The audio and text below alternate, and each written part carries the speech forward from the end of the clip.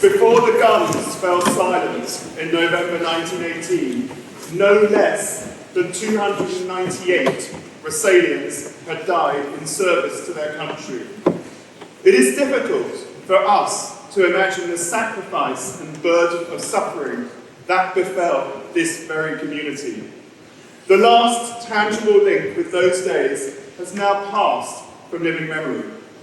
Back in 1990, I took part in the Queen Mother's 90th birthday parade, and I remember a military vehicle driving by with a group of very frail old men.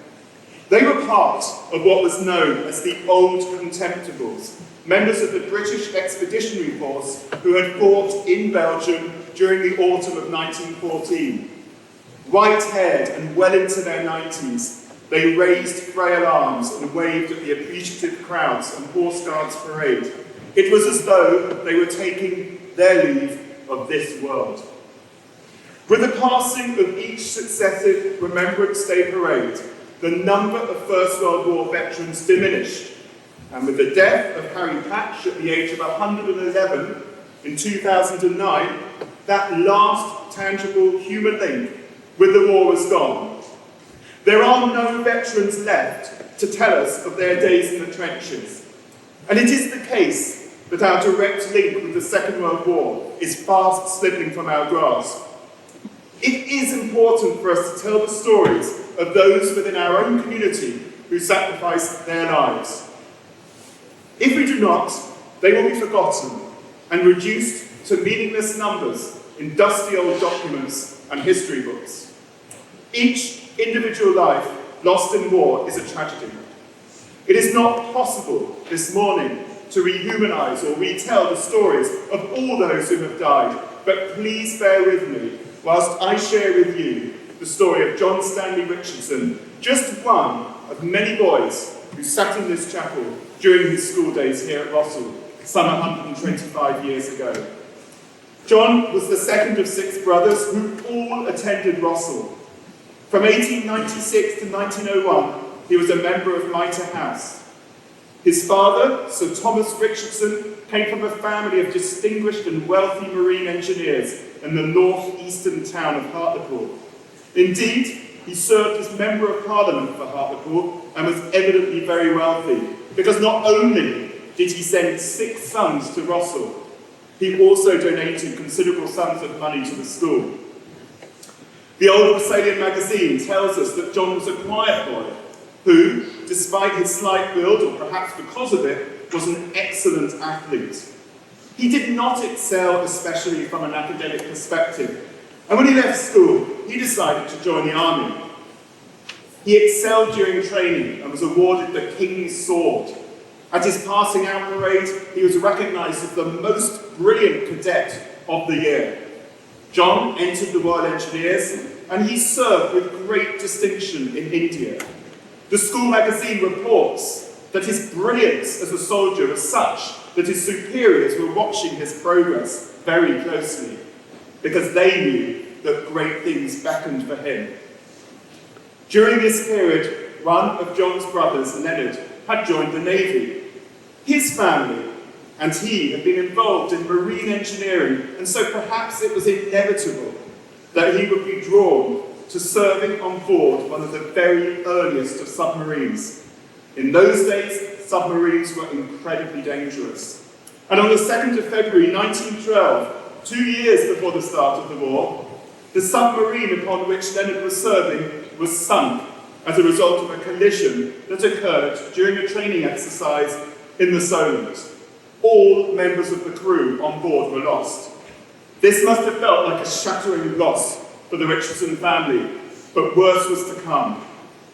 When war broke out, John Stanly Richardson was posted to France, where he and his fellow soldiers were tasked with halting the German advance.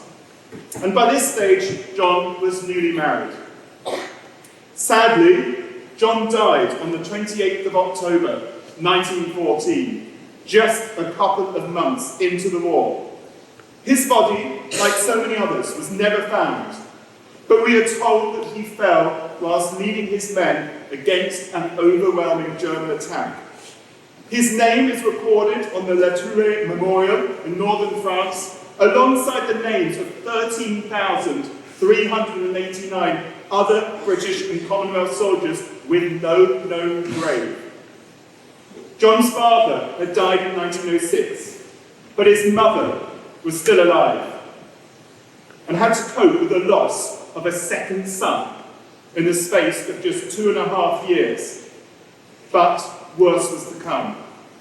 The war took more from the Richardson family than one could possibly imagine. John's death was only the beginning. By the end of the war, 3 more Richardson brothers had lost their lives. They had all attended Rossall.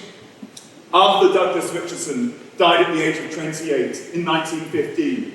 He died from bronchial pneumonia, having served at the front.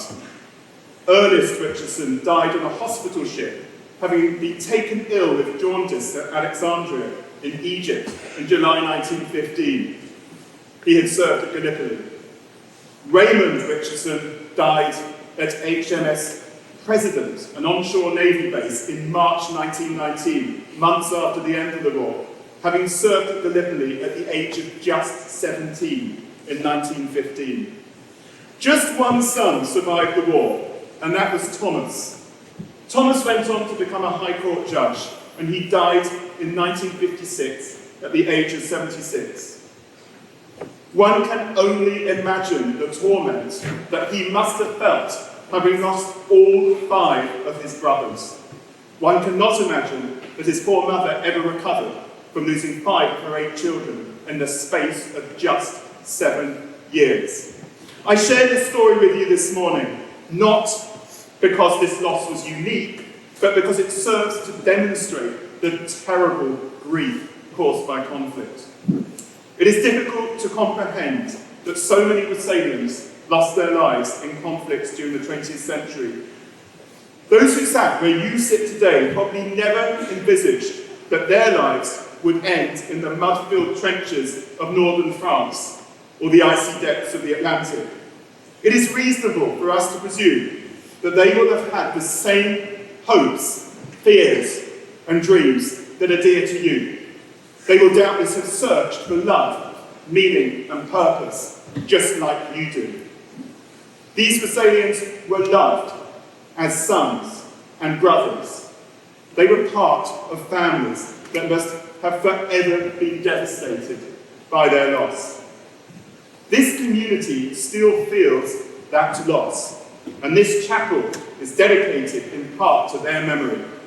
You and we are their successors, and it is our collective responsibility to remember old boys such as John and his brothers Arthur, Leonard, Ernest, and Raymond.